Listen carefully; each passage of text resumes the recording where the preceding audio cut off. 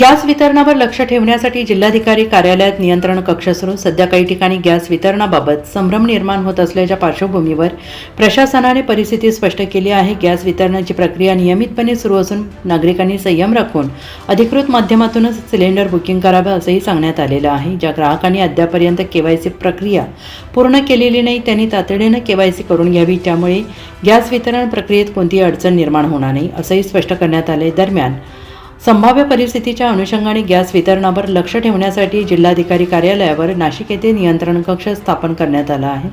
Gas वितरणासंदर्भात काही अडचण असल्यास नागरिकांनी 02-53 2317 151 या दूरध्वनी क्रमांकावर सकाळी 8 ते रात्री 8 या वेळी संपर्क साधावा असे आवाहन प्रशासनाकडून करण्यात आले. नागरिकांनी गॅस सिलेंडर बुकिंगसाठी उपलब्ध असलेली डिजिटल आणि दूरध्वनी सुविधांचा वापर करून घरबसल्या बुकिंग करावे आणि गॅस एजन्सीवर अनावश्यक गर्दी टाळून प्रशासनास सहकार्य करावे असे आवाहन प्रभारी जिल्हा पुरवठा अधिकारी सीमा अहिरे यांनी केलं आहे.